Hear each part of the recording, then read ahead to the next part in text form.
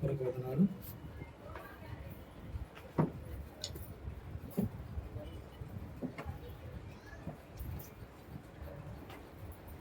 నేను ఒక గంటన్నర సేపు వాక్యం చెబుదాం అనుకుంటున్నా.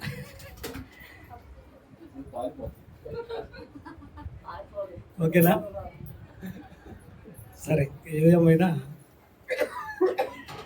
దేవుని సన్నిధిలో మీ అందరూ చాలా సంతోషం. ఒక ఫంక్షన్కి వెళ్ళామనుకోండి, ఫంక్షన్లో కొత్త కొత్త వెరైటీలు, అన్ని వెరైటీలు ఎప్పుడు పెడతారు? ఫంక్షన్ అయిపోయినాక, ఫంక్షన్ ముందా? ముందే కదా ఎదురు చూస్తూ ఉంటారు. స్వీట్ మిస్ అయితేమో, లేకపోతే ఇంకే వెరైటీ మిస్ అయితే. పాటలు కూడా అలాంటివి. భోజన పంక్తిలో ఫస్ట్ పెట్టే ఐటమ్స్ లాంటివి పాటలు చాలా టేస్ట్గా ఉంటాయి. తింటే త్వరగా అరిగిపోతాయి, మంచిగా ఉంటాయి. చెప్పుకోవడానికి మంచి స్వీట్ పెట్టారు. అలాంటి వాక్యము బిర్యానీ లాంటిది. ఎక్కువ తిన్నా ప్రాబ్లమే, తక్కువ తిన్నా ప్రాబ్లమే. ఎక్కువ తింటే అరిగించుకోలేము, తక్కువ తింటే అర్థం కాదు. అర్థమైందా? ఎక్కువ తింటేనేమో దాన్ని మళ్ళీ డైజెషన్ చేసుకోలేము, తక్కువ తింటే అర్థం కాదు, అసలు ఆకలేస్తూ ఉంది. అలాగనే ఏదేమైనా దేవుని సన్నిధిలో మొదటి నుంచి ఉంటే అదొక దేవుని యొక్క పరిపూర్ణమైన ఆశీర్వాదం. దేవుని మందిరంలో దేవుడే ఉంటాడు ఫస్ట్. ఇక్కడ ప్రతిరోజు మనం ఆఫీసుకి కానీ లేకపోతే పనికి కానీ ఎక్కడికి వెళ్తూ ఉంటాం. కానీ ఆదివారం వచ్చరికి ఎక్కడికి వెళ్తాం? మనం దేవుని దగ్గరికి వెళ్తున్నాం. ప్రైజ్ లార్డ్, హల్లెలూయా. ఎక్కడికి వెళ్తున్నాం మనం? దేవుని దగ్గరికి. రోజు అంటే రకరకాల ప్లేస్కి వెళ్తూ ఉంటాం, రకరకాల ఏరియాకి వెళ్తూ ఉంటాం. కానీ మనం ఆదివారం రోజు, పరిశుద్ధ రోజు ఎక్కడికి వెళ్తున్నాం? అప్పుడు ఎంత తొందరగా రావాలి ఇంట్లో చెప్పే తొందరగా. కానీ మనం ఎక్కడికి వెళ్తున్నాం? దేవునితో ముచ్చటించాలి, దేవునితో మాట్లాడాలి, దేవునికి షేక్ హ్యాండ్ ఇవ్వాలి. దేవునితో మనకి ఉన్న ఇబ్బందులు, బాధలు, కష్టాలు, నష్టాలు దేవునికి చెప్పుకోవాలి. తీర్చేది ఎవరు? మన బాధలు, మన అక్కర్లు, మన ఇబ్బందులు, మన పరిస్థితులు అన్నీ తారుమారు చేయగలవాడు యేసయ్య. ఆయన దగ్గరికి నువ్వు వచ్చేటప్పుడు, ఆయన వెళ్ళిపోయే టైంకి, ఆయన కూర్చుని ఆయన కూడా వాక్యం వినే టైంలో మనం అనుకోండి, యేసుతో మాట్లాడగలుగుతామా? యేసు ప్రభుతో ముందుగానే వచ్చి ముచ్చటించవచ్చు. మోకాల్లోని ప్రార్థనతో దేవునితో అడగవచ్చు, ప్రభువా ఈరోజు నీ చిత్తము ఏమై ఉన్నది నా ఎడల, నా కుటుంబంలో, నా పరిస్థితుల్లో, నా వ్యక్తిగత జీవితంలో నేను ప్రభు ఎలా నడుచుకోవాలి, ఈరోజు మేము ఎలా గడపాలి, ఈ భయంకరమైన దినములలో, రాకడ దినాల్లో, ఈ శ్రమల దినాల్లో మన పాత్ర ఏంటి, మనం ఎలా నడుచుకోవాలి, దేవుని చర్చ మీద దేవుని అడగటానికి ఒక చక్కటి అవకాశం దేవుని మందిరం. ప్రైజ్ లార్డ్, హల్లెలూయా. వాయిస్ అర్థమవుతుందా? దేవుని మాటలు వినండి. ఎవరు చెప్పినా, ఎలా చెప్పినా, చెప్పిన దాంట్లో పాజిటివ్ మాత్రమే తీసుకోండి. ఆయన ఇలా చెప్పాడేంటి, ఇలా చెప్తారా అని అనుకో. నెగిటివ్ వదిలేసేయండి, పాజిటివ్ మాత్రమే తీసుకోండి. ఈ మనకి ఉపయోగపడింది మాత్రం దేవుడిని అడగండి, రాసుకోండి. మీకు ఒక నా ఎక్స్పీరియన్స్తో చెప్తున్నాను. ఎవరు వాక్యం చెప్పినా, ఎలాంటి వాక్యం చెప్పినా రాసుకోవటం చాలా మంచిది. రేపొద్దు నీకు అక్కర్లో, ఆపదలో, ఇబ్బందులు ఆ వాక్యం నీకు గుర్తొస్తూ ఉంటుంది.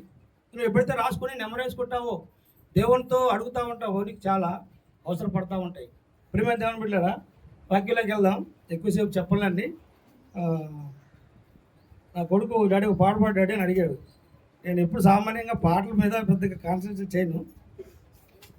ఒక్క పల్లవి పాడి ఒక్క పల్లవి పాడతాను.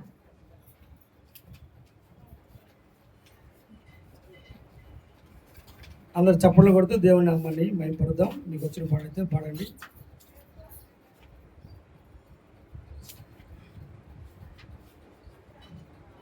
ఘనమైనవి నీ కార్యములు దాంట్లో చిన్న పల్లవి పాడు. ఘనమైనవి నీ కార్యములు నా ఎడల, స్థిరమైనవి నీ ఆలోచనలు నా యేసయ్యా. కృపలను పొందుచు కృతజ్ఞత కలిగి స్తుతులర్పించెదను అన్ని వేళలా. కృపలను పొందుచు కృతజ్ఞత కలిగి స్తుతులర్పించదను అన్ని వేళలా. అనుదినము నీ అనుగ్రహమే ఆయుష్కాలము నీ వరమే. అనుదినము నీ అనుగ్రహమే ఆయుష్కాలము నీ వరమే. ఘనమైనవి నీ కార్యములు నా ఎడల, స్థిరమైనవి నీ ఆలోచనలు నా యేసయ్యా. ఏ తెగులు సమీపించనీయక, ఏ కీడైన దరి చేరనీయక, ఆపదలన్నీ తొలగే వరకు, ఆత్మలో నెమ్మది కలిగే వరకు నా భారము మోసి పాసటగా నిలిచి ఆదరించితివి. ఈ స్తుతి మహిమలు నీకే చెల్లించెదను జీవితాంతము. ఘనమైనవి నీ కార్యములు నా ఎడల, స్థిరమైనవి నీ ఆలోచనలు నా యేసయ్యా. హల్లెలూయా. పక్క భాగంలోకి వెళ్దాం. లేవియ కాండము 11వ అధ్యాయము 44వ వచనాన్ని చదువుకుందాం. లేవియ కాండము 11వ అధ్యాయం త్వరగా చదవండి, తొందరగా. 11వ అధ్యాయం 44వ వచనం. నేను మీ దేవుడినైనా యెహోవాను, నేను పరిశుద్ధుడను గనుక మీరు పరిశుద్ధులై ఉండునట్లు మిమ్మును మీరు పరిశుద్ధపరచుకోండి. చాలు. ఈరోజు అంశం మనం చిన్న ప్రార్థన చేసుకుని వాక్యభాగంలోకి వెళ్దాం. పరిశుద్ధమైన తండ్రి, ప్రేమల దేవ, నీ నామానికి మహిమలు ఘనతలు ప్రభావాలు చెల్లిస్తున్నాం. అల్పునన్ను నిలబెట్టి నీ వాక్యం చెప్పుడు ప్రభువా, నీ మాటలు బోధించటకు వచ్చిన అవకాశం పట్టుకున్నది ప్రభువా. నీ చిత్తం ఏదో, నీ చిత్తం ఏమన్నదో నా పట్ల మా పట్ల మీరే మాట్లాడండి. వినటకు ప్రభువా చెవులు గలవాళ్ళు వినుడుగా కానీ వాగ్దానం గొప్ప తండ్రి, నీకు వందనాలు. నీ మాటలు మా హృదయంలో ఫలింపించండి, అభివృద్ధి పరచండి. ఈ ఆరాధన అయిపోయేసరికి ప్రభువా నీ నామంలో, నీ నామానికి మహిమకరంగా మా జీవితాన్ని వెలిగించి సాయం చేయమని యేసు నామంలో అడుగుతున్నాం తండ్రి, ఆమేన్. ఈరోజు దేవుని మాటలు మనం విందాం. లేవియ కాండం 11వ అధ్యాయంలో 44వ వచనంలో, నేను మీ దేవుడినైనా యెహోవాను, నేను పరిశుద్ధుడను గనక మీరు పరిశుద్ధులై ఉండు. ఈరోజు మా దేవుడి మాటలో మనతో మాట్లాడుతున్న మాట,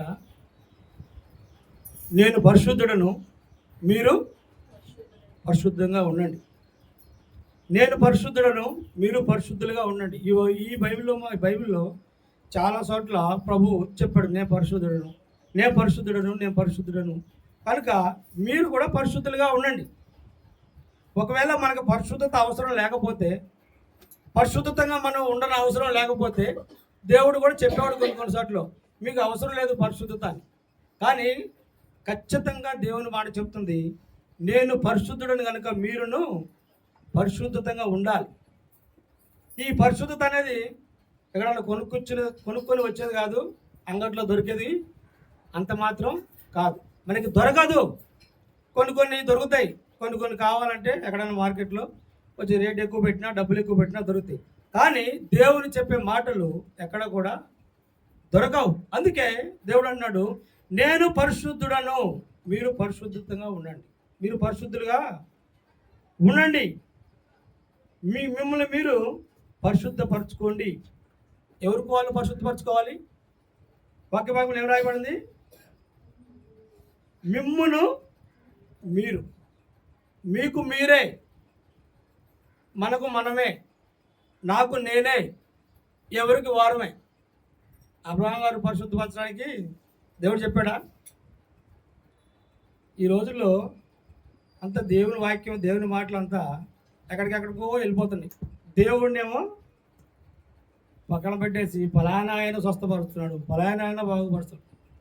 మీరు యూట్యూబ్లో చెప్పే వాక్యాలు కానీ బయట ఎక్కడ దొరికే వాక్యాలు కానీ ఏది కూడా మీరు శ్రద్ధ పెట్టొద్దు. దేవుని వాక్యం మాత్రమే శ్రద్ధ పట్టండి. బైబిల్లో ఏముందో, ఏం రాయబడి ఉందో, ఏమి చెప్తున్నాడు దేవుడో దాన్ని పాటించండి చాలు. అబద్ధ బోధకులు ఒకరు అది చెప్తే కాదు, ఇంకొకరు అది కాదంటారు. ఒకరు ఇది చెప్తే ఇంకొకరు అది కాదంటారు. ఇది కరెక్ట్? ఆ భాష కరెక్ట్ కాదంటారు, ఈ భాష కరెక్ట్ కాదంటారు, ఈ వాక్యం కరెక్ట్ కాదంటారు, ఆరాధన కరెక్ట్ కాదంటారు. ఒకరు లేచి నిలబడి చేద్దంటారు, ఒకరు కూర్చొని చేద్దంటారు, ఒకరు ముసుకేసుకోవద్దంటారు, ఒకరు ముసుకేసుకోకపోయినా పర్లేదంటారు. ఏది కరెక్ట్? దేవుని సన్నిధిలో దేవుని వాక్యాన్ని వింటున్న మనము, బాప్తిసం తీసుకున్న మనము, దేవుని సన్నిధిలో దేవుణ్ణి మనం చూడటానికి, ఆయన్ని పరలోక రాజ్యంలో కలుసుకోబోయే మనము దేవుని వాక్యాలను పఠిస్తూ, దేవుని మాటలను గుర్తు చేసుకుంటూ, ఆయన మాటలు మన హృదయంలో పెట్టుకొని దేవునితోనే నడిచే మార్గంగా మనం చూడాలి. అందుకే దేవుడు అన్నాడు, నేను పరిశుద్ధుడను. ఈ లోకంలో మీరు ఎవరిని చూడాల్సిన అవసరం లేదు. నేను పరిశుద్ధుని కనుక మీరు కూడా ఎలా ఉండాలి? పరిశుద్ధంగా ఉండాలి. మీ జీవితాలు పరిశుద్ధంగా ఉండాలి. మీ మాటలు పరిశుద్ధంగా ఉండాలి. మీ నడవడిక పరిశుద్ధంగా ఉండాలి. మీరు చేసే ప్రతి పని కూడా పరిశుద్ధంగానే ఉండాలి. అందుకే దేవుడు అంటాడు, అందుకే ఫస్ట్ నేను ఎవరో కాదు, ఎవరినో చూడాల్సిన అవసరం లేదు, ఎవరెవరు కాదు. అందుకే దేవుడు నేనే పరిశుద్ధుడను. మీరు పరిశుద్ధంగా ఉండాలి. మిమ్మల్ని మీరే పరిశుద్ధపరచుకోండి. దేవుని మందిరానికి వచ్చినప్పుడు పురికొల్పుకోండి, ఫోన్లు చేసుకోండి, మీ ఫ్రెండ్స్ని పిలవండి, రాని వాళ్ళని ప్రార్థన చేయండి, వెల్కమ్ చెప్పండి. పరిశుద్ధ మందిరానికి మేము తెచ్చుకోండి. ఎందుకు? అక్కడ దేవుడైన యెహోవా పరిశుద్ధుడు కనుక మనం అక్కడికి వెళ్తే పరిశుద్ధపరచబడతాం. మన జీవితాలు మారిపోతాయి, మన పరిస్థితులు మారిపోతాయి. హెబ్రీయులకు రాసిన పత్రికలో 12వ అధ్యాయం 14వ వచనంలో ఒక మాట చెప్తాడు. మనం ఎందుకు పరిశుద్ధంగా ఉండాలి? పరిశుద్ధంగా ఉంటే మనకు వచ్చే లాభం ఏంటి? హెబ్రీయులకు రాసిన పత్రికలో 12వ అధ్యాయం 14వ వచనం ఒక మాట చెప్తాడు, చదవండి.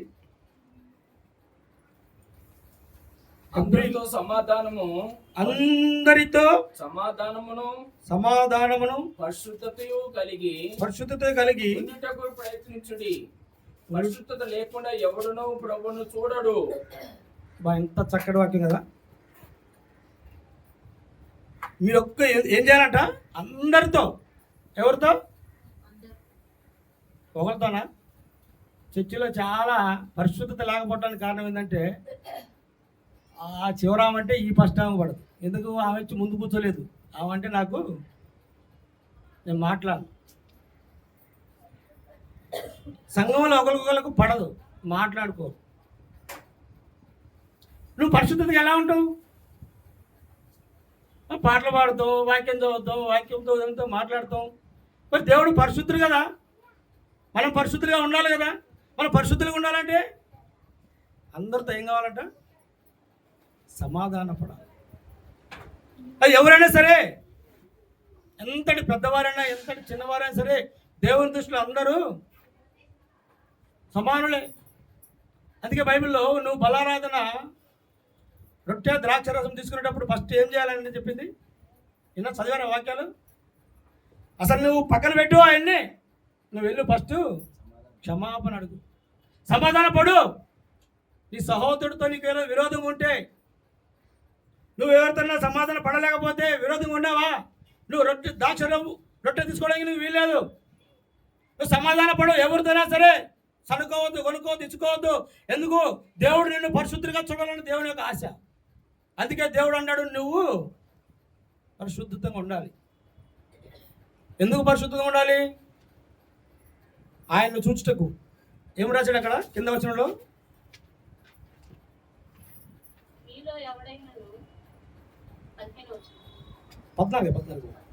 అందరితో సమాధానమును పరిశుద్ధతయు కలిగి ఉండుటకు ప్రయత్నించుడి. పరిశుద్ధత లేకుండా ఎవడును ప్రభువును చూడడు. పరిశుద్ధత లేకుండా ఎవరు కూడా. స్తోత్రం, హల్లెలూయా. మనం అందరం దేవుని చూడాలా వద్దా? చూడాలా? చూడాలంటే మనం ఎలా ఉండాలి? పరిశుద్ధంగా ఉండాలి. ఎవరితోనో కంపేర్ అసలు చేసుకోవద్దు. ఎవరితోనూ మనం ఒకరినొకరు చూసుకోవాల్సిన అవసరమే లేదు. మనం పరిశుద్ధంగా ఉండాలి అంతే. దేవుని సన్నిధిలో మన పాత్ర మనకే. అందుకే దేవుడు మిమ్మును మీరే పరిశుద్ధపరచుకోండి. మన జీవితాలను మార్చుకోవాలంటే, మన జీవితాలు బలపడాలంటే, దేవుని యేసు వైపు చూడాలంటే, యేసయ్యను మనం ఎవరిని చూడబోతున్నాం? వేరే వల్ల పేతురు పత్రికలో కూడా అంటాడు, నేను పరిశుద్ధులను. అపోస్తలుడైన పౌలు కూడా చెప్తాడు, మీరు కూడా పరిశుద్ధంగా ఉండాలి. అనేక సందర్భాల్లో కొత్త నిబంధనలు, పాత నిబంధనలు ఎందుకోసం మనం పరిశుద్ధంగా ఉండాలి? యేసును చూడబోతున్నాం. అసలు యేసు ఎట్టుంటా మనం చూసామా? ఆ ఫోటోలో తప్పితే, లేకపోతే ఎవరైనా ఆర్ట్ గీస్తే, రకరకాల వీడియో సినిమాలు కానీ ఏదన్నా మంచి వీడియో వస్తేనే యేసయ్య ఇలా ఉండడం తెలుసు. కానీ యేసయ్యను చూస్తున్నాం మనం, యేసయ్యనే చూడబోతున్నాం. పొద్దున్నే వార్తలు పెట్టినా లేచి బైక్ పై 4 వెళ్తున్నారంట. పొద్దున్న మరి తెల్లారు 5 గంటలకి 3 చనిపోయారు, ఒకరికి తీవ్ర గాయాలు. మరి వాళ్ళు పరిశుద్ధంగా ఉన్నారో లేరు, వాళ్ళు రక్షణ పొందారో లేరు, మారు మనసు పొందారో లేరు, వాళ్ళ జీవితాలు ఎలా ఉన్నాయో. ప్రతి ఒక్కరికి ప్రభువుని చూడాలని అందరికీ ఆశ ఉంటుంది. కానీ నువ్వు ఎలా ఉన్నావు? అంతలో కనబడి అంతలో మాయమైపోయే ఈ చిన్న జీవితం కోసం ఏం ప్రయాసపడుతున్నారో ప్రజలు. అమ్మమ్మమ్మ కదా, దేనికోసం పరిగెత్తుతున్నారు, పరిగెత్తున్నారు, పరిగెత్తున్నారు, పరిగెత్తున్నారు. దేనికోసం పరిగెత్తున్నారు వాళ్ళకే తెలియదు. ఒకసారి ఆగి ఆలోచించుకోండి, ఎందుకు పరిగెత్తుతున్నాం మనం? దేనికోసం పరిగెత్తుతున్నాం? యేసు ప్రభు ఏమో, దేవుడేమో, నిన్ను సృష్టించిన దేవుడు నజరేయుడైన యేసు ప్రభు చెప్తాడు, నేను పరిశుద్ధుడని, మీరు పరిశుద్ధంగా ఉండమంటే అపరిశుద్ధం వైపు పరిగెత్తుతున్నారు.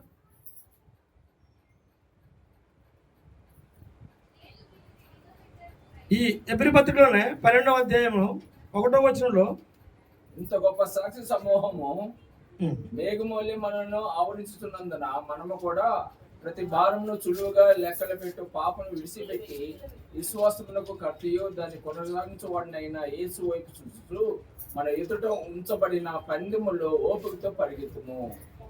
హల్లెలూయా. ఏం రాయబడిందండి వాక్యంలో? మీరు వింటున్నారా? చదివేది మరోసారి చదవండి. ఇంత గొప్ప సాక్షి సమూహము మేఘమూలి మనలో ఆవరించుతున్నందున మనము కూడా ప్రతి భారమును సులువుగా చిక్కులో పెట్టు పాపమును విడిచిపెట్టి విశ్వాసమునకు కర్తయు దాన్ని కొనసాగించు వాడినైనా యేసు వైపు చూస్తూ మన ఎదుట ఉంచబడిన పందెములు ఓపికతో పరిగెత్తుము. యేసు వైపు చూసు, ఆయన వైపే చూడాలి.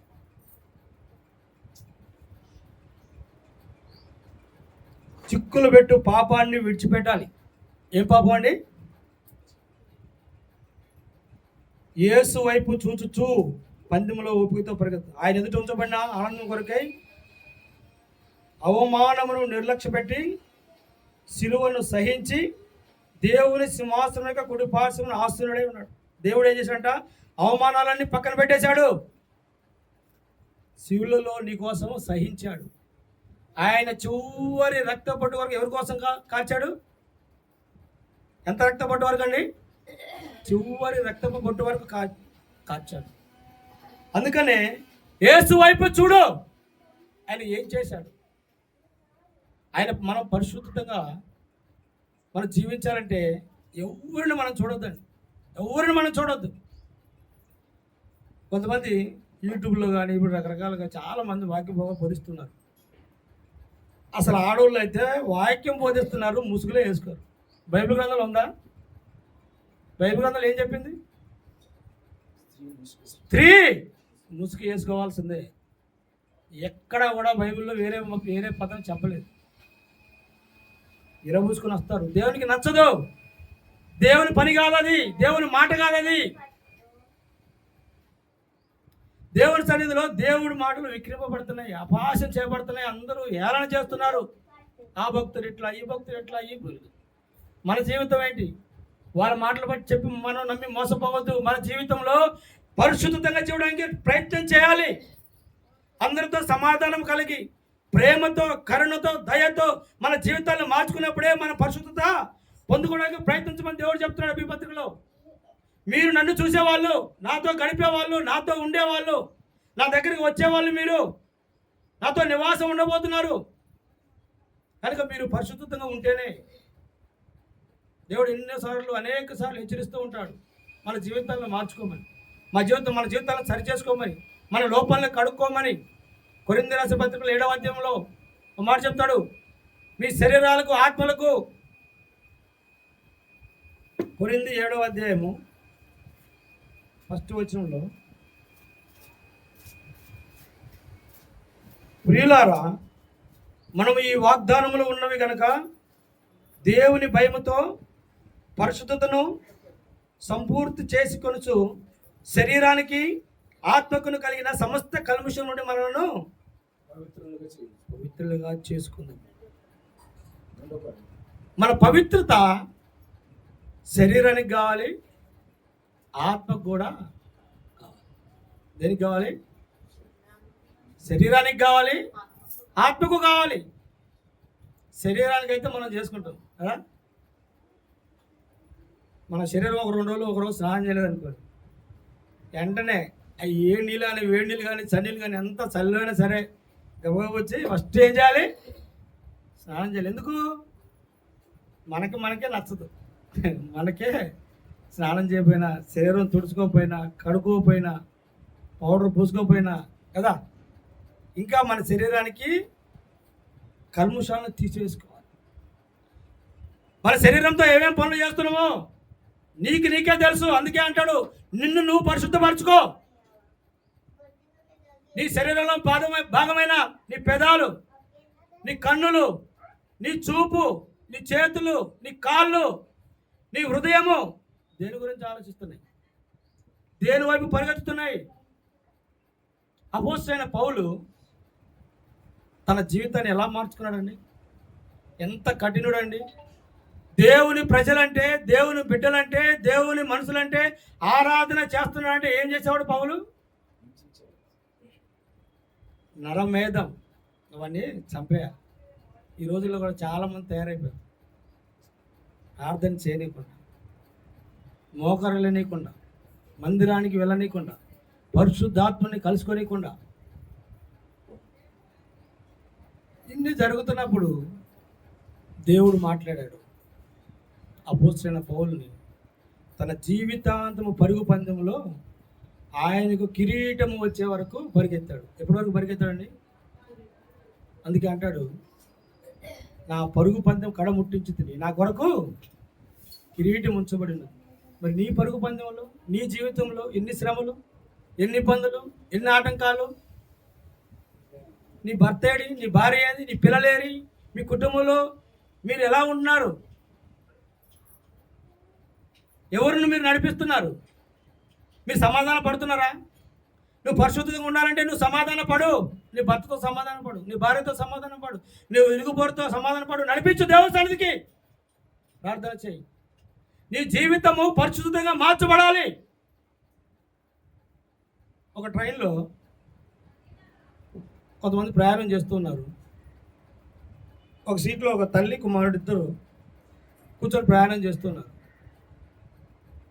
అదే భోగిలో ఒక వ్యక్తి, దేవుని నమ్ముకున్న వ్యక్తి, పరిశుద్ధత కలిగిన వ్యక్తి ప్రయాణం చేస్తున్నప్పుడు సడన్గా లేచి దేవుని సువార్తను ప్రకటిస్తూ ఉన్నాడు. యేసుని నమ్మండి, ప్రభువును నమ్మండి, ఆయనే మీ పాపాలను కడిగేవాడు, మీకు స్వస్థత ఇచ్చేవాడు, మీకు విడుదల ఇచ్చేవాడు, ఆయన మీకు రక్షణ ఇచ్చేవాడు, మీ జీవితాలను మార్చేవాడు, మిమ్మల్ని పరిశుద్ధంగా చేయవాడని ఆత్మవశుడై, పరిశుద్ధాత్మవశుడై లేచి ప్రార్థన చేస్తూ ఉన్నాడు, బోధిస్తూ ఉన్నాడు. ఆమెకి బాగా కోపం వచ్చేసింది. ఆమెకి నచ్చదు ఈ ప్రార్థన అంటే, వాక్యం అంటే. ఇది ట్రైను, నువ్వేం బోధిస్తున్నావు వాక్యం కొంచెం ఈనట్లు ఆయన బోధిస్తూ ఉన్నాడు. వెళ్ళింది. ఫస్ట్ ఏం చేస్తారు? ఏదో ఒకటి అంటారు, నీకు అసలు బుద్ధి ఉందా, నలుగురు తిరిగే ప్రయాణం. ఆయన వినకపోతే ఇంకోసారి ఏం చేస్తారు?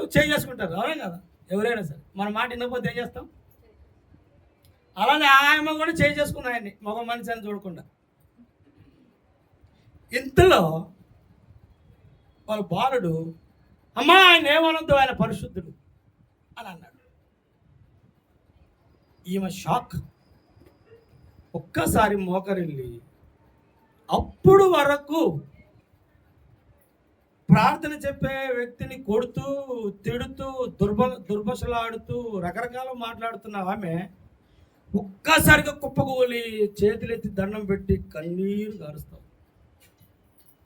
ఎందుకంటే వాళ్ళ కొడుకు పుట్టిన కాడి నుంచి మూగవాడు. ఎవరి కొడుకు అండి? ప్రైజ్ లార్డ్, హల్లెలూయా, హల్లెలూయా. ఆమె కొడుకు చిన్నతనం నుంచి మూగవాడు. ఆమెకు అర్థమైంది, ఈయన పరిశుద్ధుడు, దేవుని స్వస్థత కలుగజేశాడు. ప్రేమైన దేవుని బిడ్డలారా, నీకు తెలిసిన వాళ్ళు అనారోగ్యంతో బాధపడుతూ ఇబ్బందుల్లో ఉండి దేవుని సన్నిధికి రాలేక కుమిలి కుమిలి కుమిలి కుమిలి నశించిపోతున్నారేమో. నువ్వు పరిశుద్ధత కలిగితే దేవుడు నీ నుంచి వాళ్ళకి విడుదల కలిగజేస్తాడు. నువ్వే పరిశుద్ధత లేవు, నువ్వే ప్రార్థన చేసుకోవు, నువ్వే దేవుని సన్నిధికి రాలేవు, నువ్వే ప్రార్థనకి అడుగులు వేయలేవు, నీ సహోదరుని ఎలా రక్షిస్తావు? నువ్వు ఎలా గుర్తుపడతావు? నీ తోటి వారిని ఎలా నడిపిస్తావు? ఎంతోమంది దేవుని సన్నిధికి రాలేక, ప్రార్థన విలువ తెలియక, ప్రార్థన పరిశుద్ధత విలువ తెలియక, యేసును చూడలేక, యేసు అనుగ్రహించే మహిమను పొందుకోలేక, యేసు ఇచ్చే దివ్యమైన మాటలు పొందుకోలేక, యేసుతో నడవలేక, ఆయన్ని చూడలేక ఎంతోమంది ఈ లోక ఆచారాల చొప్పున, మర్యాద చొప్పున ఏదో ప్రార్థనకి వెళ్దాంలే వద్దాంలే అన్నట్టు వెళ్ళేవాళ్ళు ఎంతోమంది ఉన్నారు. దాని గురించి వివరించాలంటే వివరించాలి. అందుకే దేవుడు మీకు మీరే పరిశుద్ధులు కానీ ఫస్ట్ మీరు వాక్యం బోధించాలన్నా, ప్రార్థన చేయాలన్నా, దేవుని వాక్యం చదవాలన్నా, దేవుని పాటలు మీరు పాడాలన్నా మీలో పరిశుద్ధత ఉండాలి. పరిశుద్ధత లేకుండా దేవుని చూడలేరు, దేవుని కార్యములు చేయలేరు, దేవుని వాక్యాన్ని గ్రహింపలేరు, వినలేరు కూడా. విన్నా మీ హృదయం దాన్ని నెమ్మరు వేసుకోలేదు. ప్రియమైన దేవుని బిడ్డలారా, అంతలో కనపడి అంతలోనే మాయపోయి జీవితం కోసం మీరు పరిగెత్తొద్దు. మీరు పరిశుద్ధత కలిగి ఉండాలంటే ఓపికతో సమాధాన పడండి, క్షమాగుణం కలిగి ఉండండి, దేవుని సన్నిధిలో మోకరించి ప్రార్థన చేయండి. అంతకంటే ముందుగా మీరు యేసు వైపు చూడండి, ఎవరి వైపు చూడొద్దు, ఎవరితో కంపేర్ చేసుకోవద్దు. అబ్రహాం భాష గారు ఇట్లా, లేకపోతే ఫలానా వాళ్ళు ఇట్లా, ఈయన అలా వాక్యం చెప్తాడు. నెగిటివ్ థాట్స్ మీరు ఎట్టి పరిస్థితుల్లో తీసుకోవద్దు. ఆయన చెప్పే మాటలు, ఆ వాక్య భాగంలోనే మాటలు మీరే దానికి పాజిటివ్ మాటలే గ్రహించుకోండి, తీసుకోండి. దేవుడు ఈరోజు నాతో మాట్లాడుతున్నాడు, నువ్వు పరిశుద్ధత గురించి దేవుడు నీతో మాట్లాడుతున్నాడు. నువ్వు తీసుకోవాల్సిన పాయింట్, నేను పరిశుద్ధతగా ఉన్నానా లేదా, నాలో ఏ కల్మషం దేవునికి కనబడుతుందా? యేసు చూస్తున్నాడు ఆకాశం నుండి నరులను, ఆయన పరిశీలించే దేవుడు. నువ్వు ఎలా ఉన్నావు, నీ జీవితం ఎలా ఉంది, నిన్ను నువ్వు పరిశుద్ధపరచుకో. బైబిల్ గ్రంథంలో పేతురు రాసిన పత్రిక 1వ అధ్యాయం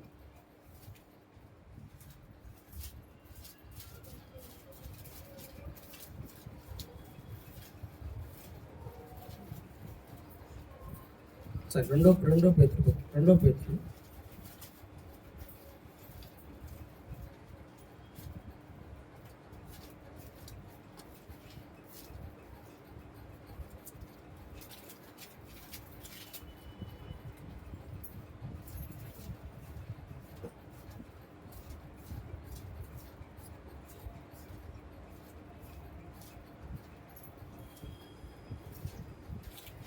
పేతురు చెప్తాను.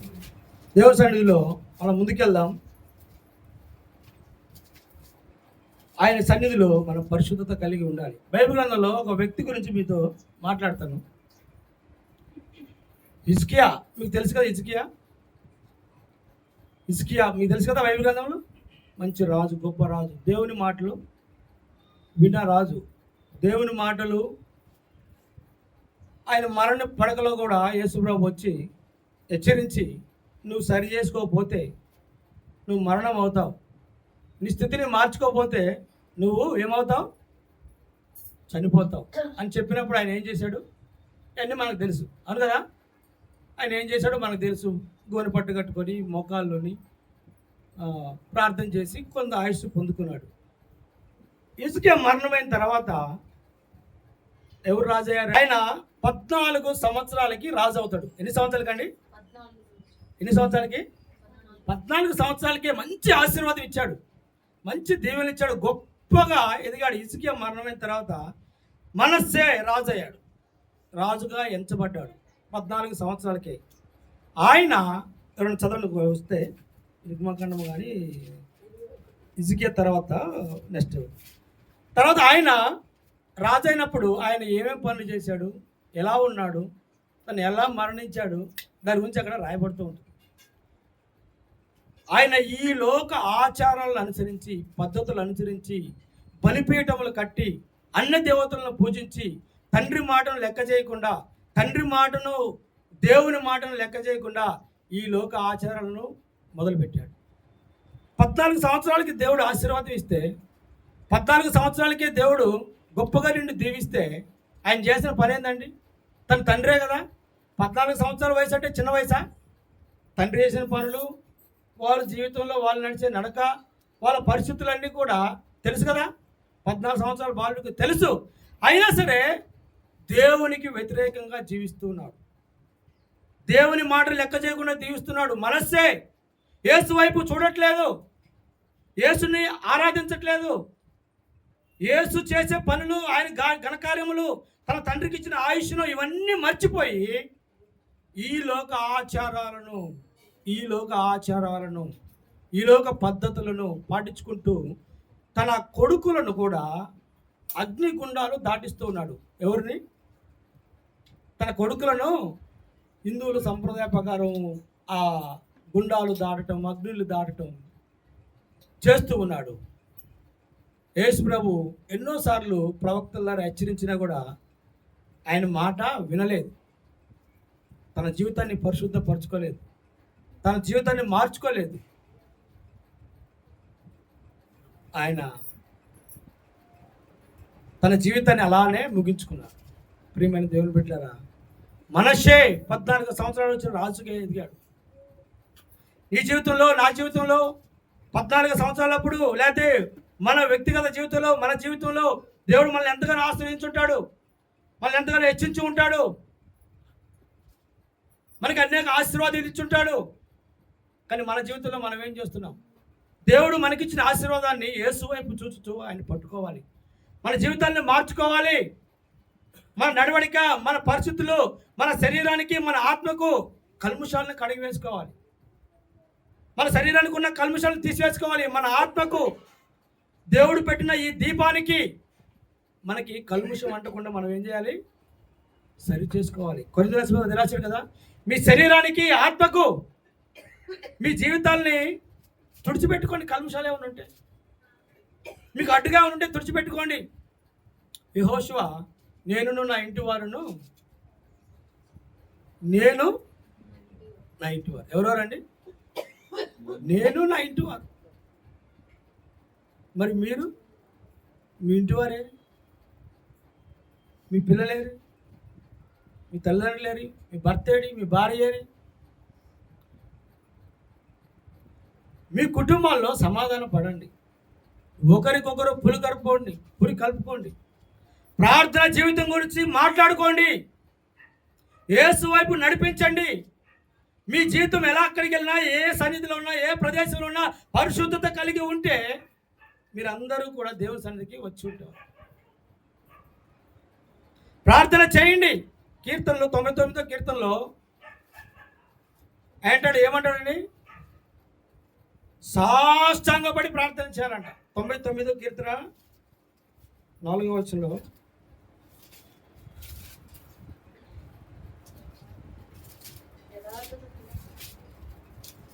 మన దేవుని యెహోవాను గణపరచుడే, ఆయన పాదపీఠం ఎదుట సాగిలపడే, ఆయన పరిశుద్ధుడు. 5వ వచనం, మన దేవుడైన యెహోవాను గణపరచుడి, ఆయన పాదపీఠం ఎదుట సాగిలపడే. మనం పరిశుద్ధపరచుకోవడానికి ఇదొకటి. ఆయనతో ఎలా మొక్కాలి, ఎలా ప్రార్థన చేయాలండి? సాగిల ప్రార్థన. అమ్మో, ప్రార్థన అంటే మీకు మంచిగా అబ్రహాం గారు కుర్చీలేశారు, కానీ కింద కూర్చొని మోకాళ్ళు చేతులు పైకెత్తి ఎంతసేపు అయినా ప్రార్థన చేయగలగాలి. ఎంతసేపు అయినా ప్రార్థన చేయగలగాలి. పరిశుద్ధాత్ముడు నడిపించాలి. నువ్వు ప్రార్థన చేస్తే, బైబిల్ గ్రంథంలో ఏలియా ప్రార్థన చేస్తే ఎందుకు వచ్చిందండి? ఎందుకు వచ్చింది? గట్టిగా. మనం ప్రార్థన చేస్తే ఎప్పుడు టైం అయిపోతుందా, కళ్ళు తెరవటము, ఆవులెంతలు రావటము, విసుకోవటము, కొనుక్కోవటము. ఏలియాని చంపడానికి 40 మంది వచ్చారండి. నేను కొన్ని జనరల్గా మాట్లాడుతున్నాను ఈ సబ్జెక్టు. దేవుడు ఈ పరిశుద్ధత గురించే కొన్ని జనరల్గా మాట్లాడితే మీకు అర్థమైందని ఆ విధంగా మాట్లాడుతున్నాను. ఏలియాని చంపడానికి ఎంతమంది పంపించారంట? ఎంతమందిని? 40 మందిని పంపించారు. ఏలియా ప్రార్థన చేస్తుండగానే అగ్ని దిగి వచ్చి 40 మందిని. బా, ఏలియా ఎలాంటి వాడండి? మనలాంటివాడేనా లేకపోతే స్పెషల్గా అని పుట్టాడా? బైబిల్ గ్రంథంలో ఉన్నాడు. ఏలియా మనలాంటి వాడే. ఏలియా జీవితాన్ని చదువుతూ ఉంటే అసలు కడుపులోంచి లోపల నుంచి అగ్ని మండాలి. ఒక సందర్భంలో ఏలియా పరిశుద్ధత గురించి నేను మాట్లాడుతూ ఏలియా పిలుస్తాడు, రండి. మీరు అటు ఇటు ఎందుకు తిరుగుతూ ఉంటారు? అటు ఇటు ఎందుకు కొట్లాడుతూ ఉంటారు? ఆ దేవుడా, ఈ దేవుడా, ఆ దేవుడు తచ్చుమలు ఎందుకుంటారు? రండి తెలుసుకుందాం, రండి. పెట్టాడు, మాంసం కోసాడు, కింద తవ్వాడు, నీళ్ళు పోసారు. ఎన్ని నీళ్ళండి? గుంత నిండిపోయేటట్టు, మాంసం అంతా నిండిపోయేటట్టు నీళ్ళు పోసి ప్రార్థన మొదలుపెట్టాడు. ఏలియా ప్రార్థన చేస్తుండగానే ఎందుకు వచ్చిందండి? అగ్ని. ఆమేన్, హల్లెలూయా, హల్లెలూయా. అగ్ని దిగి వచ్చి కాల్చిపడేసింది. మాంసాన్ని ముక్కలుగా చేసింది, బుగ్గిపాలు చేసింది. పరిశుద్ధత అంటే మన జీవితంలో కూడా అలాంటి పరిశుద్ధత రావాలి. ఏదో చర్చకు వచ్చాము ఉన్నాము అని కాదు, కానీ మన జీవితంలో అగ్ని మండాలి, మన హృదయంలో అగ్ని రావాలి. యేసుతో మాట్లాడేటప్పుడు, మనం ఎవరితోనో ప్రార్థన చేసినప్పుడు, మనం ఎవరితోనో మాట్లాడినప్పుడు, దేవుని ఇతరుల గురించి బాగలేనప్పుడు, ఇబ్బందుల్లో ఉన్నప్పుడు, స్వస్థత గురించి ప్రార్థించినప్పుడు దేవుడు దిగి రావాలి. దేవుడు సమాధానం ఇవ్వాలి, జవాబు ఇవ్వాలి. నీ పక్కన లేరా? బాగలేని వాళ్ళు లేరా? నీ పక్కన ఇబ్బంది పడుతున్న వాళ్ళు లేరా? నీ సహోదరులే ఉండొచ్చు, నీకు తెలిసిన వాళ్ళే ఉండొచ్చు, నీ బంధువులే ఉండొచ్చు. దేవుని సన్నిధికి రాక సతమతం అవుతూ దేవుని వైపు చూడలేక ఆర్థికంగానో శ్రామికంగానో అనారోగ్యంతోనో దేవుని చూడలేక ఉండొచ్చు. మీరు నడిపించండి. సాతానుడు వాళ్ళని ఉరియొగ్గు పెడతాడు. హబక్కూకు రాసిన పత్రికలో ఆయన వాళ్ళకి గాలం వేశాడు. హబక్కూకు రాసిన పత్రికలో అక్కడ రాయబడి ఉంది, సాతానుడు ఏం చేస్తాడంటే మనుషులకు గాలం వేస్తాడంట. గాలం ఏం వేస్తాడండి? వల వేసి వాడు దాంట్లో కింద వచ్చేలా రాయబడి ఉంది, సంతోషపడతాడంట. ఇవన్నీ నా చేతికి చిక్కినాయని విందు చేసుకుంటాడంట. ఇంత చక్కగా రాయబడి ఉంది ఆడ. మనుషులకి గాలం వేసినప్పుడు గాలంలో దొరికిన వాళ్ళ గురించి సాతానుడు విందు చేసుకుంటాడంట. అమ్మా, మరి నువ్వు ఈ రోజుల్లో గాలంలో పడేవాళ్ళు బయట వాళ్ళు కాదండి, క్రైస్తవులే పడుతున్నారు. దేవుని బిడ్డలే సాతాను వల్ల చిక్కుకుంటున్నారు. బాప్తిసం తీసుకున్న వాళ్ళు, మారు మనసు పొందిన వాళ్ళు, దేవుని వైపు తిరిగిన వాళ్ళే సాతానులో పడిపోతున్నారు. దేవుని ఆజ్ఞలకు లోబడలేకపోతున్నారు, దేవుని చిత్తాన్ని తెలుసుకోలేకపోతున్నారు, దేవుని వైపు రాలేకపోతున్నారు. ఆటంకాలు, ఇబ్బందులు. ఎందుకు? నీలో పరిశుద్ధత లేదు.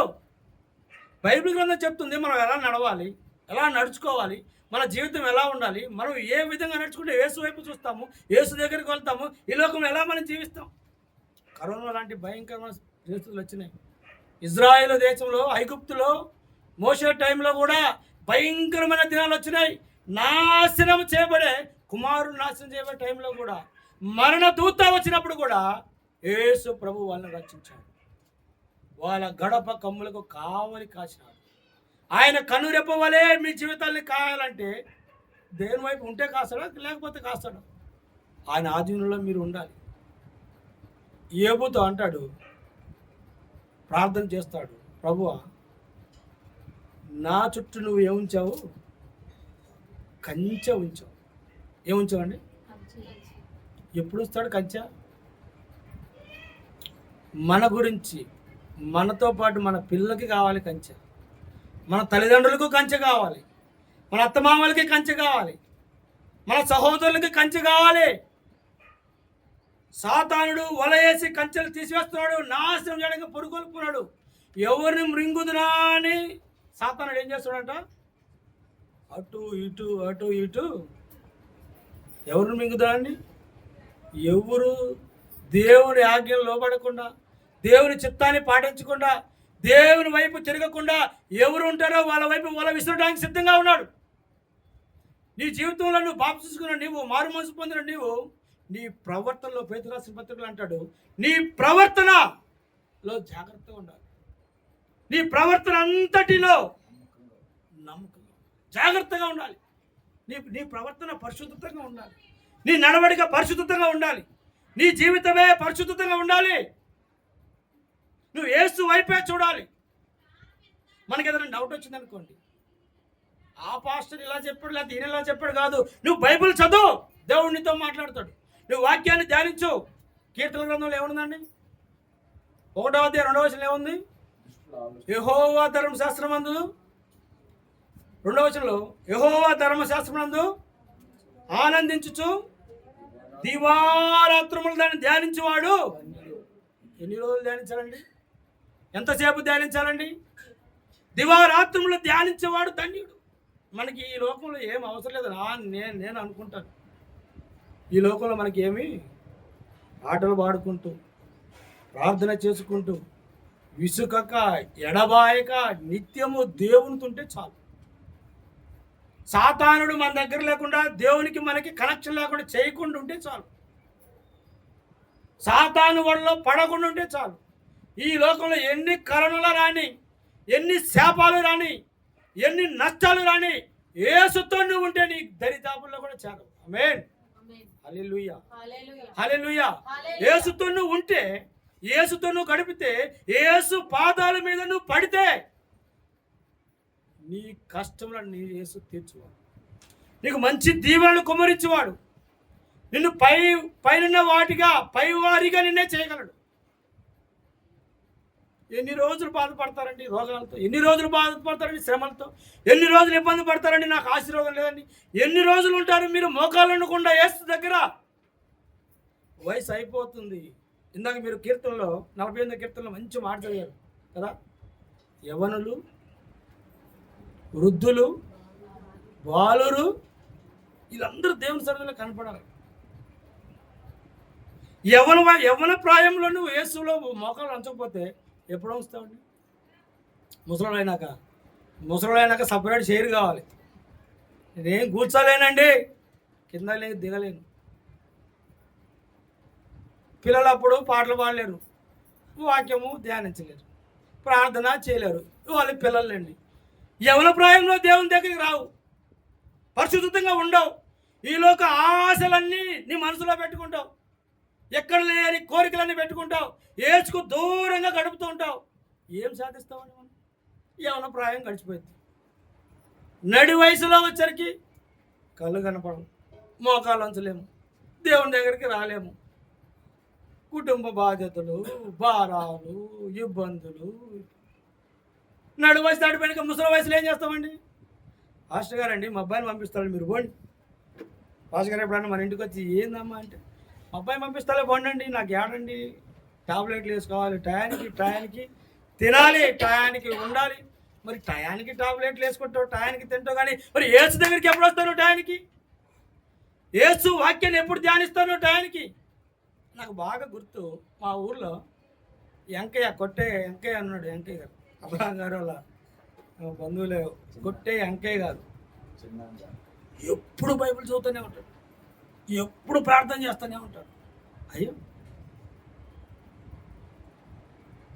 ఊళ్ళో పల్లెటూరులో కూడా అంత భక్తి జ్ఞానం కలిగిన వాళ్ళు రేరు. ఈ రోజుల్లో సాతాను ప్రతి వాళ్ళకి వాళ్ళేసిపోతుంది. ఫోన్ ఒకటి, టీవీ ఒకటి, రకరకాల వాళ్ళ జీవితాన్ని నాశనం చేయడానికి సంతోషపడుతున్నాడు, విందు చేసుకుంటున్నాడు, ఆనందపడుతున్నాడు. ఒక రోజులో మనం దేవుని వాక్యం చదివే టైము, ఒక రోజులో పరిశుద్ధంగా గడిపే టైము, ఒక రోజులో బైబిల్ చదివే టైము మన డైరీలో మనం రోజు రాసుకుంటే గుర్తొస్తుంది మనకి, అవునా కదా? ఈరోజు లేచామనుకోండి, మన పనులు, మన బాధ్యతలు, మన ఓకే. మరి దేవుని పని, దేవుని వాక్యం, నీ పిల్లల గురించి ఎప్పుడు ప్రార్థన చేస్తావు? నీ తల్లిదండ్రుల గురించి ఎప్పుడు ప్రార్థన చేస్తావు? నువ్వు బంధువుల గురించి ఎప్పుడు ప్రార్థన చేస్తావు? నీ సహోదరుల గురించి ఎప్పుడు ప్రార్థన చేస్తావు? నీ ఎరుగు పొరుగు వాళ్ళ గురించి ఎప్పుడు ప్రార్థన చేస్తావు? మాకే ప్రార్థన రాదు, వాళ్ళ గురించి ఏం చేసి అనుకుంటారు? మాకే ప్రార్థన రాదండి, మేమే చేయలేం. ప్రార్థన చేస్తే యేసయ్య దిగి రావాలి, వర్షం కురిపింపబడాలి. ఎలీషా, భక్తుడైన ఎలీషా, ఏలియా దగ్గర తర్ఫీదు ఉంది. ఏలియా అనుభవాలు నేర్చుకొని ఏలియా కంటే 200 పరిశుద్ధాత్మ అనుభవాన్ని పొందుకొని, ఎంత ఆత్మ అండి, ఎన్నింతలు? ఏలియాకు 1 వంతు అయితే ఎలీషా ప్రభు నాకు 200 పరిశుద్ధాత్మ కావాలి. నాకు ఒకటి సరిపోతుంది, నేను ఒకదాంతో సరిపెట్టుకోను, నాకు 200 పరిశుద్ధాత్మ శక్తి నాకు కావాలి. ఆ దేశంలో కరువు వచ్చింది, ఆ దేశంలో ఇబ్బందులు వచ్చినాయి. ఎలీషా చెప్తున్నాడు శిష్యుడితో, ఎల్లు, నేను ప్రార్థన చేస్తున్నా, ఎల్లు. వర్షం లేకుండా కరువుతో ఇబ్బంది పడుతున్నాడు, ఎల్లు. నేను దేవుని ప్రార్థన చేస్తాను, ఎల్లు. వర్షం కురిపింపబడుతున్నాడు యేసయ్య, ప్రార్థన చేస్తున్నాడు. శిష్యుతో చెప్పాడు, ఎల్లు, ఏమైనా కనపడుతుందా? బయట ఏమైనా మేఘం కనపడుతుందా? లేదు. మళ్ళీ ప్రార్థన చేస్తున్నాడు, మళ్ళీ పంపించాడు. మళ్ళీ అడుగుతున్నాడు, మేఘం కనపడుతుందా? చేస్తూ ఉంటే ఒకానొక రోజు చిన్న తీపి కబురు ఎలీషాకి. ఒక టైంలో ఏం చెప్పాడండి, అరచేతంత మేఘం ఉంది. ఎంత చేయండి, అసలు మేఘం అరచేతంత ఉంటే మనకు కనపడిద్దా? అరచేయంత మేఘం ఉంది, చాలు, అది చాలు. వర్షం పడటానికి అది చాలు, ఈ కరువు తీరటానికి అది చాలు. నీ జీవితంలో కూడా ఒక అద్భుత కార్యము, ఆశ్చర్యకారం జరగాలంటే చిన్న విశ్వాసము, పరిశుద్ధత చాలు. దేవుడు నీతో కార్యం చేయబోతాడు, దేవుడు నీతో అనేక అద్భుత కార్యాలు చేయబోతాడు. ఎలీషా ప్రార్థన చేస్తే ఆ చిన్న మేఘము పెద్దగా ఆ దేశంలో కరువు అంతా. ఆమేన్, హల్లెలూయా, హల్లెలూయా. ఇంతమంది ఉన్నా కూడా, ఇంతమంది భక్తులు ఉన్నా కూడా, ఇంతమంది చరిత్రలో ఎన్ని అద్భుత కార్యాలు చేసేవాళ్ళు ఉన్నా కూడా, యేసు ప్రభు ఏం చెప్తాడు? దేవుడు నా వైపే చూడండి, భక్తుల వైపు చూడాల్సిన అవసరం లేదు, దేవుని వైపు చూడు. భక్తుల్లో కొంతమందిలో లోపాలు ఉంటాయి, కొంతమందిలో ఇబ్బందులు ఉంటాయి. ఎంత ప్రార్థన పరులైనా కొన్ని ఇబ్బందులు, కొన్ని నెగిటివ్ పాయింట్స్ వల్ల ఉంటాయి. మనం ఎన్ని వదిలిపెట్టి ఆయనలో ఆ నెగిటివ్ పాయింటే చూస్తాం. ఆయన ఎంత ప్రార్థించినా ఉపయోగం ఏం లేదని మనకు మనమే కొనుక్కుంటూ ఉంటాం, మనకు మనమే సనుక్కుంటూ ఉంటాం. ప్రేమైన దేవుని బిడ్డలారా, మీరు యేసు వైపు చూడండి, దేవుని అగ్నితో నింపబడండి, ప్రార్థన చేయండి, సాష్టాంగపడండి, ఆయన పాదపీఠం మీద సాష్టాంగపడండి, యేసు దగ్గరికి రండి. మీ జీవితంలో అనేకమైన అద్భుత కార్యాలు చేసుకుంటారు, ఆశ్చర్య కార్యములు మీరు మీ జీవితంలో చూస్తారు.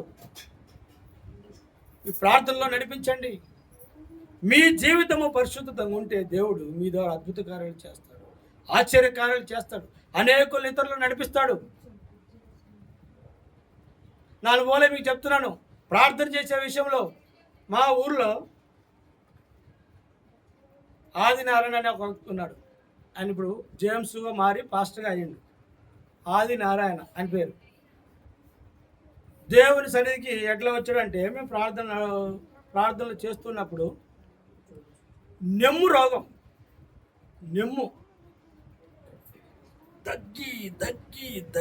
దగ్గి మనిషి గువ్వలాగా అయిపోతాడు. వచ్చాడు, ప్రార్థనకు వచ్చాడు. మేము ప్రార్థనలు జరిపించుకున్నప్పుడు వచ్చాడు, ప్రార్థనకు వచ్చి మూలన అటు ఒరుగుతూ ఉంటాడు, కింద పడిపోతాడు, దగ్గుతూ ఉంటాడు, డిస్టర్బెన్స్ అవుతూ ఉంటుంది. కొన్ని రోజులు వచ్చిన తర్వాత నేను నాకు ప్రేరేపణ కలిగి ఆయన ఇంట్లోనే పడుకొని, ఆయన దగ్గరే పడుకొని, యేసుకు దేవునికి అర్ధరాత్రి 1 గంట నుంచి ప్రార్థన చేస్తా అని దేవుణ్ణి ప్రేరేపణ కలిగి ఇక ప్రార్థన స్టార్ట్ చేస్తాను. ఎక్కడ పడుకోవాలండి? ఆయన దగ్గర పడుకోవాలి. ఆయన దగ్గరే ఉండాలి. ప్రార్థన ఎప్పుడు చేయాలి? రాత్రి 1 గంట నుంచి ప్రార్థన స్టార్ట్ చేయాలి. మా ఊర్లో అప్పుడు పల్లెటూరులో ఒక గది, ఒక పంచ. ఎవరికైనా ఇప్పుడు కూడా కొన్ని ఉన్నాయని, కొన్ని ఇప్పుడు రకరకాలు మారిపోయినాయి. ఒక గది, ఒక పంచ.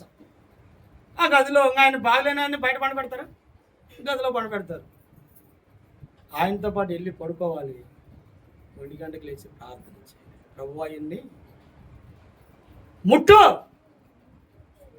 నువ్వు జీవగల దేవుడు, పరిశుద్ధుడవు, నీకు అసాధ్యమైనది ఏదీ లేదు, నువ్వు నమ్మదగిన దేవుడు. ప్రార్థన చేస్తూ చేస్తూ చేస్తూ కొన్ని రోజులకి ఆయన బాగుపడిందాక, ఆయన విడుదల వచ్చిందాక, ఆయనకు స్వస్థత కలిగిందాక ప్రార్థించానండి. అమ్మాయి హల్లెలూయా, హల్లెలూయా. ఈరోజు ఆయన మారి దేవునిలో రక్షణ పొందుకొని, సంఘస్థులు ప్రార్థన చేసి రక్షణ పొంది సేవ చేస్తున్నాడు. మన గొప్పతనం కాదు. నువ్వు దేవునితో నీ కార్యం చేయాలంటే నువ్వు పరిశుద్ధంగా ఉండాలి. దేవుడు నీ ద్వారా అనేకమైన కార్యాలు చేస్తాడు. దేవుని బిడ్డలారా, ఆలోచించుకోండి. మీ జీవితాల్లో మీ ప్రవర్తన, మీ ఆశలు, ఆలోచనలు మార్చుకోండి. మొదట నీవు నీ కుటుంబాన్ని నడిపించు, ప్రార్థనకి తీసుకొని రా. వాళ్ళు ఎన్ని పనులని చెప్పని, ఆదివారం రోజు మనకేం పని? మన కుటుంబం అంటే, మనకంటే దేవుడు ఆశీర్వాదాలు కావాలంటే దేవుడు కావాలి, దేవుడు రావాలి. మరి దేవుడు కూడా నీకు కావాలా వద్దా? నువ్వు పరిశుద్ధంగా ఉంటేనే దేవుడిని చూస్తావు. నువ్వు ఒకవేళ నీ జీవితంలో ఎన్ని ప్రార్థనలు చేసినా, ఎన్ని వాక్యాలు చదివినా, ఏది చేసినా పరిశుద్ధత లేకుండా దేవుని నువ్వు చూడలేవు. దేవుని సన్నిధిలో నువ్వు నీ జీవితం, ఒకవేళ నువ్వు పరలోకం పోయి నీ భర్త పరలోకం పోకపోతే బాగుంటుందని. లాజరు గురించి మీరు ఉన్నారుగా, దరిద్రుడైన లాజరు గురించి, ధనవంతుడి గురించి మనకు తెలుసు కదా. లాజరు పరలోకం నుండి కింద నరకంలోంచి ఎవరు కనపడుతున్నారంటే ధనవంతుడికి ఎవరు కనపడుతున్నారు? లాజరు కనపడుతున్నాడు లేడా? అందుకే ప్రభుతో చెప్తున్నాడు, ప్రభువా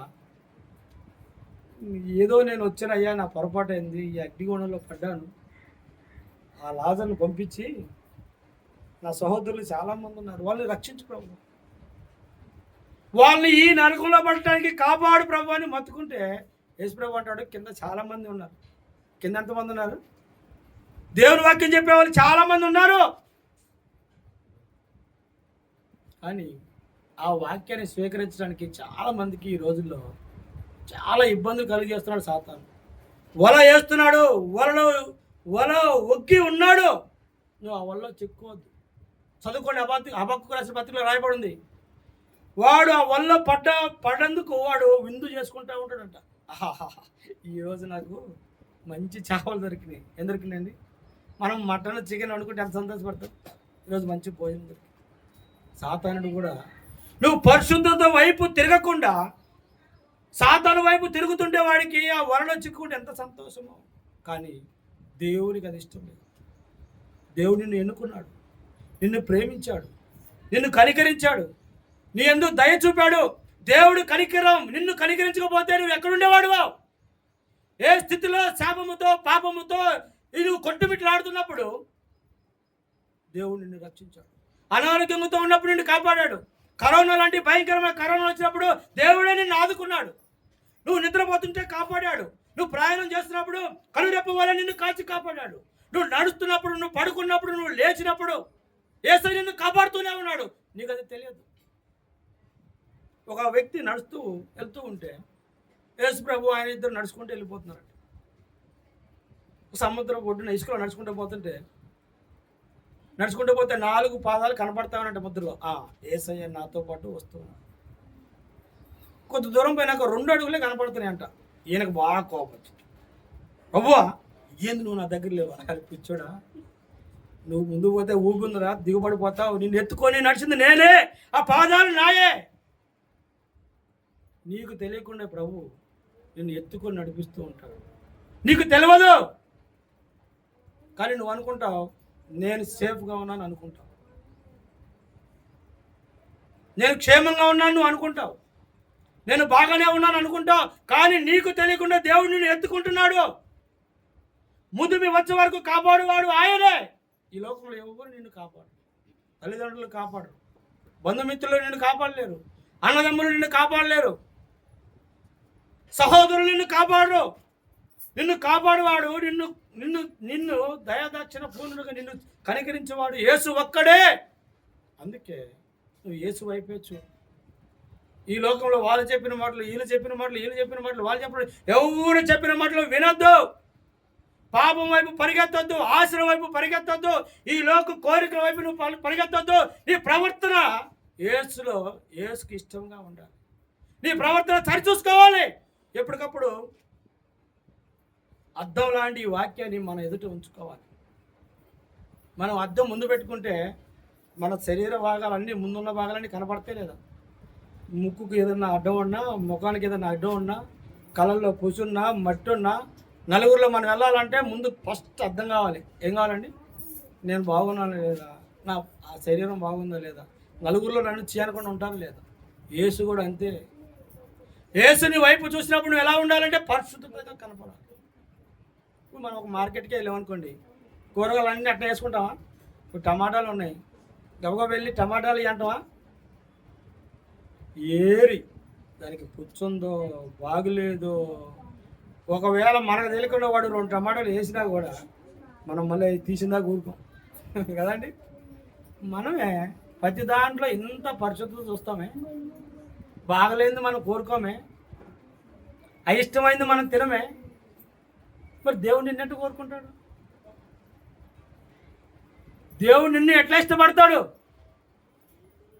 ఆయన ఆజ్ఞలను తప్పకుండా పాటిస్తేనే ఆ పరలోక రాజ్యంలో చేరగలం. ఆ పరిశుద్ధత నీకు దేవుడు, మనం ఎల్లప్పుడు పరిశుద్ధత గురించి ఆ వాక్యం మనం చదువుకున్నాం కదా. పరిశుద్ధత గురించి మీరు ప్రయత్నించండి, పరిశుద్ధంగా ఉండడానికి మీరు ట్రై చేయండి. చిన్న విశ్వాసం మీద కలిగితే చాలు. మీలో మార్పు చూడాలని దేవుడు, మీ ప్రవర్తన మార్పు చూడాలని, మీ స్థితిగతులను మార్చాలని దేవుడు ఆకాశం నుండి చూస్తూ ఉన్నాడు. ప్రియమైన దేవుని బిడ్డలారా, వాక్య భాగాలు కొద్దిగా కఠినంగా ఉన్నా, కొన్ని మాటలు మనకి ఏదో అనుకున్నా కానీ మన జీవితంలో ఉన్నదాన్ని ఆస్వాదించాలి. దేవుని నెమరు వేసుకోవాలి. వాక్య భాగాలు, ఈ వాక్య భాగాలన్నీ నెమరు వేసుకోవాలి. యెహోవా ధర్మశాస్త్రమందు దివారాత్రములు. అబ్రహాం గారికి ఇంకొద్దిగా ఉంటే ఆ డ్యూటీ బాధ కూడా తట్టుకుంది. ఇంకా ఆయన 24 గంటలు ఉండొచ్చు కదా. మనకంటే ఆ పని, ఈ పని, పోవాలి, నిద్రపోవాలి, ఈ మరలా పని చేయాలంటే శరీరానికి కొద్దిగా రెస్ట్ అవసరం. కాబట్టి మళ్ళీ మనం రీఛార్జ్ కావడానికి నిద్రపోతూ ఉంటాం రకరకాల పరిస్థితి. కానీ ఆయనకి చాలా భారం తగ్గిద్ది అనుకుంటున్నాను. పరిచర్య చేయడం అంటే అంత ఈజీ కాదు. దేవుని వాక్యాన్ని బోధించాలంటే అంత ఈజీ కాదు. స్టేజ్ మీద నిలబడి దేవుని వాక్యాన్ని బోధించాలంటే ఏదో 4 మాటలు చెప్పాలంటే అంత ఈజీయా? మీకు నచ్చాలి, మిమ్మల్ని సాటిస్ఫై చేయాలి, విన్న వాక్యం గురించి బలపడి నలుగురు రావాలి. మనం చెప్పే వాక్యాన్ని దేవుడు ఇష్టపడాలి, మనకు పరిశుద్ధాత్మను కలుగు చేయాలి. దేవుడు ఇష్టపడి మనకు వరాలు దయచేయాలి. ప్రార్థన వరం కావాలి, ఆశీర్వాద వరం కావాలి, స్వస్థత వరం కావాలి, దేవుడు నడిపించే వరం కావాలి, దయ్యాలను లేకుంటే నా వరాలు కావాలి, మీ కుటుంబాలను బాగు చేసే వరం కావాలి. మీకు ఏదైనా ప్రార్థన చేస్తే ఆ ప్రార్థన పోయే బాగు చేసే స్వస్థత కావాలి దైవజనుడికి. మీరు అందరూ అడుగుతారు, ఆశగారు రండి, మా వాడు ఎన్ని మందులు అన్నా వాడికి బాగోట్లేదండి, మీరు రండి, మా కుటుంబంలో శ్రమలు పోవట్లేదండి. మరి ఆయన రావాలంటే ఆయన పరిశుద్ధంగా ఉండాలి లేదు, ఊరికే ఉంటే అయిపోద్దా? యేసు ప్రభు గలిలయ ప్రాంతంలో వస్తున్నప్పుడు సోదె చెప్పే స్త్రీ ఆయన రాకముందే పసిగట్టి, యో పరిశుద్ధుడు వస్తున్నాడు, నజరేయుడైన యేసు వస్తున్నాడు. మన జీవితంలో కూడా మనం ఎక్కడికి వెళ్ళినా కూడా పరిశుద్ధత చాలా ఇంపార్టెంట్. దేవుడు మనల్ని ప్రేరేపించాలి, నువ్వు వాడుకోవాలి. మా పాస్టర్ గారు సంజయరావు గారు 42 సార్లు బైబిల్ చదివాడు. 42 సార్లు ఇంగ్లీష్ బైబిల్, 42 సార్లు తెలుగు బైబిల్, 14 సార్లు హిందీ బైబిల్. ఎన్నిసార్లు అండి? ఆయన ఎప్పుడు కూడా చనిపోయాడు మన మన నవంబర్లో. ఎప్పుడు చూసిన ప్రార్థన, బైబిల్. గవర్నమెంట్ ఉద్యోగం, బిహెచ్ఎల్ ఉద్యోగాన్ని కూడా రిటైర్మెంట్ చేసి వాలంటీర్ తీసేసుకొని సేవ సేవ సేవ సేవ సేవ అనుభవాలు. మనం ఏదైనా అనుభవపూర్వకంగానే వస్తాయి, కానీ అనుభవం లేనిది ఏది కూడా మనకు రాదు. మనం చేయలేము. నువ్వు వాక్యం చెప్పాలన్నా, వాక్యం చేయాలన్నా అనుభవం కావాలి. పరిశుద్ధాత్మ అనుభవం మనకు కావాలి. దేవుని యందు కనిపెట్టాలి. ప్రభువా, నీ చిత్తం నాది ఏమైంది? ఈరోజు నేను వాక్యం చెప్పాలి, నీ చిత్తం ఏమైంది? నేను మాట్లాడాలని నీ చిత్తం, నీ పరిశుద్ధాత్మ నాలో ఉందా లేదా? నేను పాటలు పాడాలనుకుంటున్నా, స్టేజ్ మీద నిలబడి నీ చిత్తంలో నేను ఉన్నానా లేదా? నేను బైబిల్ చదవాలనుకుంటున్నా, నీ చిత్తంలో నేను ఉన్నానా లేదా? నన్ను కనికరించు. దేని వైపు సాష్టాంగపడు. అదే ప్రసంగిలో నువ్వు దేవుని మందిరానికి వెళ్ళినప్పుడు నీ ప్రవర్తన సరిచేసుకో. మనమే సరిచేసుకోవాలి. ఎవరు మనకి సరిచేయరు, చెప్పరు. నువ్వు వాక్యం చదువుతూ ఉంటే దేవుడే నిన్ను ప్రేరేపిస్తాడు. నువ్వు వాక్యం చెప్పాలి, ప్రార్థన చేయాలి, బైబిల్ చదవాలి, వేరే వాళ్ళని మార్చాలి. నీ కుటుంబంలో ఎంతమంది దూరంగా ఉన్నారు? ఎంతమంది నీ ఫ్రెండ్స్ ఈ లోకంలో అన్ని ఆచారాలతో నడుస్తూ ఉన్నారు, పద్ధతుల వైపు నడుస్తూ ఉన్నారు, ఈ లోకం వైపు చూస్తున్నారు. శరీరానుసారంగా ఎంతమంది జీవిస్తున్నారు, ఆత్మానుసారంగా ఎంతమంది నడవట్లేదు. నువ్వు పరిశుద్ధతగా ఉంటే దేవుడు నీకు అన్నీ బయలుపరుస్తూ ఉంటాడు. దేవుడు అన్నింటితో మాట్లాడుతూ ఉంటాడు. నీ సహోదరులు ఉన్నారేమో, పేరు రాసుకో, ప్రార్థన చేయి. నీ బంధుమిత్రులు ఉన్నారేమో, ఇంకా వాళ్ళకి బాప్తిసం పొందలేదేమో, మారు మనసు పొందలేదేమో, యేసుని చూసే అవకాశము వాళ్ళకి కలగలేదేమో. ఇదిగో ప్రార్థన చేస్తున్నావు, దేవుని గురించి మొరపెడుతున్నావా? దేవుని బిడ్డలారా జ్ఞాపకం పెట్టుకోండి.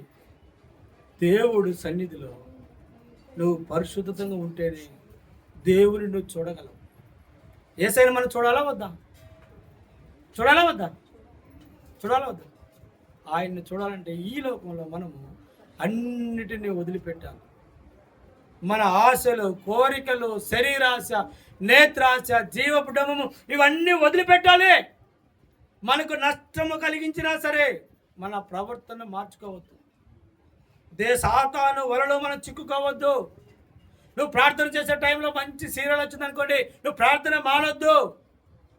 నువ్వు ప్రార్థన చేసే టైంలో ఫ్రెండ్స్ కలిసి కలవడానికి వచ్చారనుకోండి, కూర్చోను కూడా దేవుని సన్నిధిలో ప్రార్థన చేద్దాం. నువ్వు ప్రార్థన చేసే టైంలో, చర్చికి వచ్చే టైంలో నీ బంధువులు ఫోన్ చేశారనుకోండి, రా, పరిశుద్ధత దేవుని నీకు పరిచయం చేపిస్తా. నీ ఇంట్లో సోదరులు ఉన్నాయా, శ్రమలు ఉన్నాయా, రా, నా దేవునితో మాట్లాడిపిస్తా. ప్రేమ దేవుని బిడ్డలారా, మన జీవితాలను మార్చుకుందాం. ఏదో అబ్రహాం గారు చెప్తున్నారని, లేకపోతే ఇంకొకరు చెప్తున్నారని మీరు చర్చికి రావద్దు. ఆయన ఏదో పొగుడుతున్నాడని, గొడవ పెడుతున్నాడని రావద్దు. యేసు కోసం నువ్వు రా. యేసుతో మాట్లాడాలంటే నువ్వు రా. యేసు దగ్గర నువ్వు మోకాలను వంగి ఆయనతో సంభాషణ చేయాలంటే నువ్వు రా. నాతో నేను పోయినసారి ఒక వాక్యం మధ్యలో ముగించాను. ఆయన మీ దగ్గరికి వచ్చి మీతో ఆయనతో భోజనం చేస్తాడు. అవునండి, చదివి కదా నేను చెప్పిన వాక్యం. 4 రోజులు దాటిపోతున్నారు కదా. నేను తలుపు తట్టుచున్నప్పుడు మీరు తలుపు తీస్తే నేను మీ దగ్గరకు వచ్చి మీతో కూడా భోజనం చేస్తాను. యేసు ప్రభు మనతో భోజనం చేస్తాడు. అంతకన్నా అదృష్టవంతులు మనం ఉంటాము? అంతకన్నా ఏం అదృష్టం మనకు అవసరం లేదు. యుగాలు దేవునితో, పరిశుద్ధుడైన దేవునితో మహిమ ప్రభావములు కలిగి, పరిశుద్ధత కలిగి మనం కూడా యేసుతో ఆరాధించము. అక్కడ ఆ లోకంలో ఏముండదట? సూర్యుడు అక్కరే, చంద్రుడు అక్కరలేదు, సూర్యుడు అక్కరలేదు. ఆయన పరిశుద్ధాత్మ దేవుడే మనకు వెలుగు. ఆయనతో పాటు మనం యుగాలు జీవిస్తాము. ఆమేన్, హల్లెలూయా. ప్రార్థన చేసుకుందాం. చిన్న ప్రార్థన చేసి ముగిస్తాను. పరిశుద్ధమైన తండ్రి, చిన్న ప్రార్థన. పరిశుద్ధమైన తండ్రి, ప్రేమగల దేవానికి వందనాలు. ప్రభువా, కొన్ని మాటలు ధ్యానించాం ప్రభువా, కొన్ని మాటలు